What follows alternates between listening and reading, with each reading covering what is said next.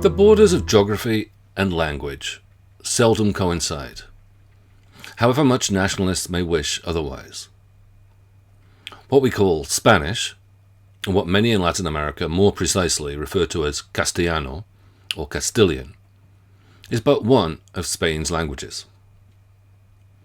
Francisco Franco tried, but failed, to expunge the country's other languages, not least Catalan, which has 10 million speakers, predominantly in the northeast, in and around Barcelona, as well as in Valencia to the south, on the Balearic Isles, Mallorca, Menorca, Ibiza, and Formentera, and parts of southwestern France, and elsewhere. The Pyrenean microstate of Andorra has Catalan as the country's official language. In short, Catalan is both a regional and a transnational language, closely related to, but distinct, from both Spanish and from the varieties of Occitan spoken in southern France, Monaco, and northwestern Italy. Mercè Rodoreda is the most celebrated of 20th century Catalan prose writers, though for many decades, following the Spanish Civil War, she was exiled in France and then Switzerland, which is where she wrote The Time of the Doves. This novel is set in the urban geography of Barcelona, and it registers, distantly if emphatically, the profound impact of the war and the devastation and displacement it brought to much of the city's population. Its protagonist and narrator, a fairly ordinary and apparently apolitical woman, passes through the depths of poverty and despair, and even contemplates killing her own children, but ultimately achieves a kind of reconciliation with the brokenness with which history leaves her, by entering into new arrangements of things, human and animal, organic and inorganic. The novel opens as Natalia, who works in a pastry shop, is almost literally swept off her feet by a young man named Quimet, a carpenter, who she meets at a dance in the Plaça del Diamant that gives the book its Catalan title. Very soon she leaves her current boyfriend. With almost equal speed, she and Quimet are married and setting up house. Their relationship is charged with sexual energy. Instead of a wedding night, they have a wedding week, and Quimet repeatedly declares to his wife that today will make a child. Sure enough, along comes a baby boy, Antoni, who is dangerously sick at first, but pulls through, and then a girl, Rita. Quimet is impulsive and unreliable, often claiming that physical ailments prevent him from pulling his weight, and he throws his energy into riding his motorbike and raising pigeons. David Rosenthal's translation calls the birds doves, but in Catalan, as in Spanish, the same word, colom and paloma respectively, refers to both animals. And here they are best thought of as pigeons, everyday urban birds whose homing instinct can be trained for the purposes of domestication. Quimet's plan is to make money from breeding the animals, but he soon has a new enthusiasm to distract him, as, in 1931, but dates are missing from the novel, the Spanish monarchy is deposed, and Quimet got all excited and went marching through the streets, shouting and waving a flag. A little later, and against his wife's wishes, he and a friend join one of the patrols that are set up to protect the Republic against right-wing threats. Amid increasing dissatisfaction at an absent husband and an apartment overrun with pigeons, Natalia starts shaking the birds' eggs to prevent them from hatching. And as I was working on the Great Revolution with the doves, she tells us, the war started, and everyone thought it was going to end quickly. Again, however, the original Catalan says something slightly but significantly different, in that it only alludes to the war. What was brewing came, as Peter Bush's translation puts it. It is as though, for the narrator, politics were an inconvenience, an interruption. Her focus is on the day-to-day.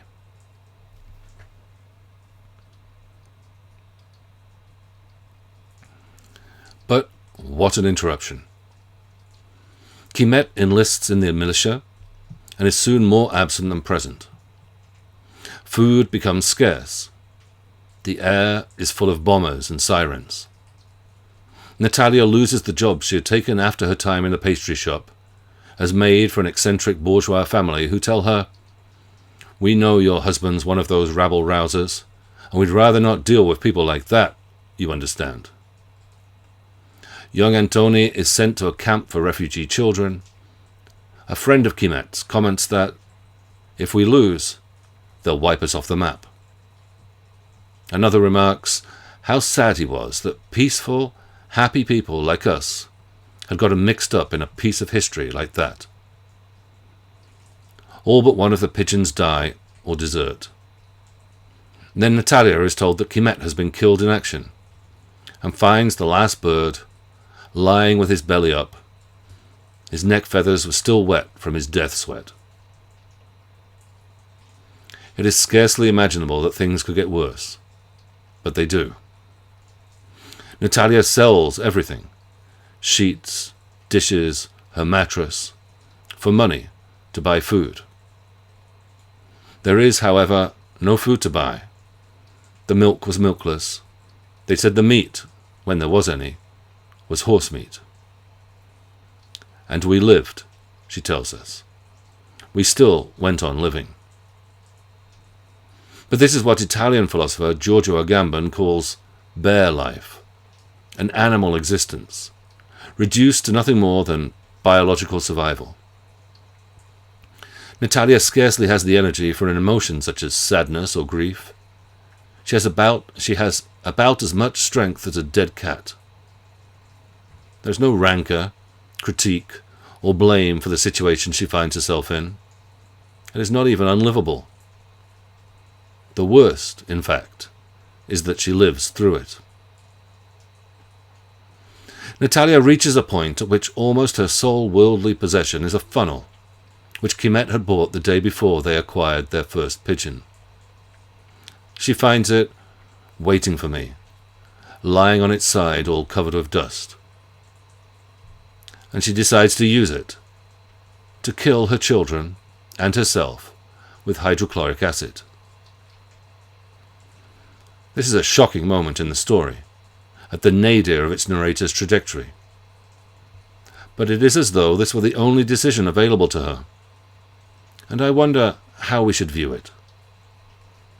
Does it make sense to call the act that Natalia is contemplating moral or immoral?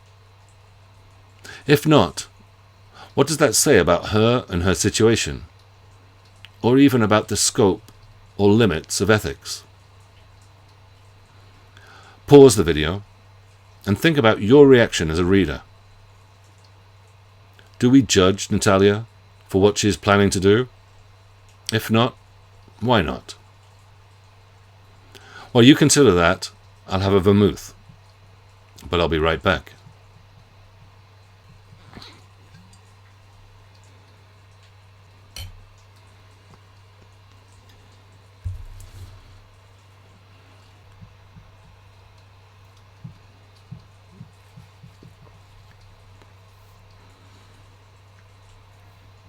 For a mother to murder her own children has been seen as one of the most grievous of sins.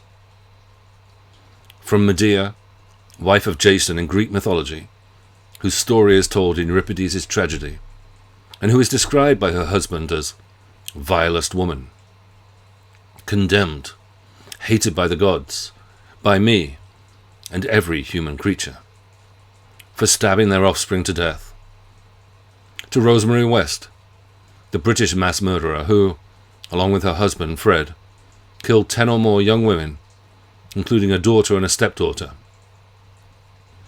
Maternal filicides are both rare and troubling. They challenge our sense of a maternal instinct that would ensure that mothers do everything for their children's protection. They seem to be a crime against nature itself. At best, reneging on that duty of care can be rationalized only as a decision in extremis. Toni Morrison's novel Beloved is about a 19th century African-American woman who kills her child rather than allowing her to be enslaved. In The Time of the Doves, Natalia is resigned to her decision. That way, we put an end to it all, and everyone will be happy, since we wouldn't have done any harm, and nobody loved us. She is haunted by the memory of how she killed the unborn pigeons by shaking their eggs, and later, during a church service, has an apocalyptic vision of blood and death, and of a chant of angry angels who scolded the people. God was showing them the evil they'd done, so they'd pray for it to end. But her concerns remain practical. How will she even afford the acid she needs? It is as though she were beyond good and evil. Hers is a line of flight. Literally, as she imagines it, taking on Quimet's nickname for her, Colometta, or Little Dove. Higher, higher, Colometta, fly. A line of flight that leaves the social world, with its political constraints and ethical injunctions, far behind. Natalia is saved from the consequences of her decision and brought back into society by her encounter with the grocer from whom she procures the poison. He follows her out of his shop and offers her a job as his maid. He later proposes marriage, vowing to adopt her children, explaining that he cannot start a family of his own, as he, too, is scarred by his wartime experiences. They picked him up half ripped apart on the battlefield and pieced him back together as best they could. Everyone and everything in the landscape Rodoreda describes is fragmented, mutilated, in pieces. The challenge is to try to stitch things up, paper over the cracks, create new attachments or conjunctions of people and objects, in a bricolage that is no longer indebted to myths of organic harmony or natural inclination. What Natalia and her new husband the grocer construct in the novel's final chapters is an inorganic harmony, literally, in that he apparently lacks the sex organs that should supposedly ground such a union, and figuratively, in that their reconstituted ethic of life involves making the best of what they happen to encounter, including each other, with the circumstances into which they find themselves thrown. Hence the novel's interest in the interactions between the human and the animal. Most obviously there are the pigeons, who are trained to see their coop as a home, and who are given leave to invade Natalia and Quimet's living quarters. Doves on the roof, doves in the apartment. Quimet's mother is shocked. She said she hadn't realized we kept them right inside the apartment. They were like people. Natalia reports that the children and the doves were like one big family. Kids and doves were all one. But the bird's intrusive presence perturbs the character's grip on the world, as the barrier between human and animal, bare life and qualified life, becomes increasingly fragile. Natalia's mother-in-law has a dizzy spell. As for Natalia, she tells us, "My whole body stank of doves. I'd see them in my dreams. The dove girl. When I was walking in the streets on my way to work at my boss's house, the sound of cooing followed me and buzzed in my brain like a bumblebee." It is as though she is possessed by bird life, a sensation that is only exacerbated once she is notionally free of the birds, and becomes herself free as a bird. Vogelfrei in the German term used by Marx. Free and rightless. Banished from human society.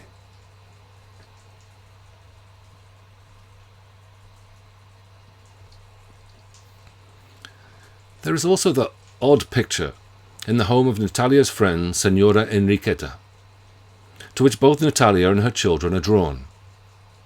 It is full of lobsters.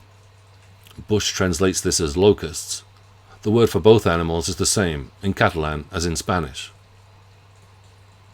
Lobsters with gold crowns, with men's faces and women's hair, and the sea in the background and the sky up above were the colour of cow's blood, and the lobsters wore armour and were killing each other with blows from their tails.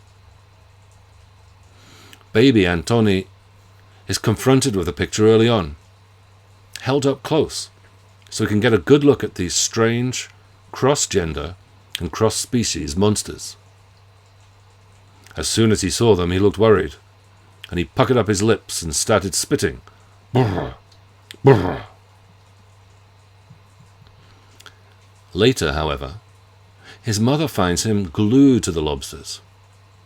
In fact, both kids are so hypnotized by the image, standing on a chair in front of that picture of lobsters with people's heads, that Natalia has a lot of trouble getting them down. It is as though they are enticed into their own becoming animal, faced with this image combining bits and pieces of the human, the natural, and the artificial, in a context of devastation and death. Eventually, Senora Enriqueta offers it to Rita as a wedding present, because you always stared at them when you were little.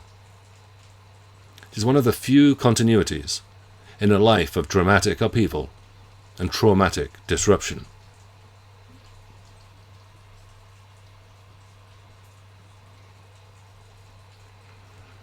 It is not just the boundary between human and animal that becomes indistinct in this panorama of fragmentation and recombination, but also the threshold between organic and mechanical.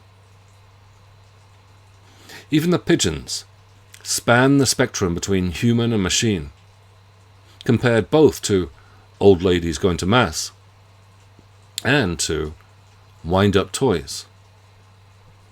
Then there are the dolls on display in a shop window that the narrator repeatedly goes out of her way to view, with their porcelain faces and pasteboard flesh, beside the feather dusters and mattress beaters, the chamois dustcloths. And there are buckets and funnels and knives and sacks of birdseed. This is a world of things. Some made, some found, some born, some put together by chance. Nothing quite fits exactly or perfectly, and everything has to be adapted or shaped to function as it should. A hole has to be made in Natalia and Quimet's door when they forget their keys, a hole later plugged with cork. And the novel ends with the narrator and her second husband in bed. And I started rubbing his belly slowly, because he was my little cripple. My finger bumped into his belly button, and I stuck it inside to stop it up so he wouldn't empty out. Nothing quite coincides. Again, against any fantasy of a natural order or an organic society. But by the end of the story, Natalia finds a way to make do. The novel's last word is happy, though the ellipsis that follows makes us wonder what could possibly happen next.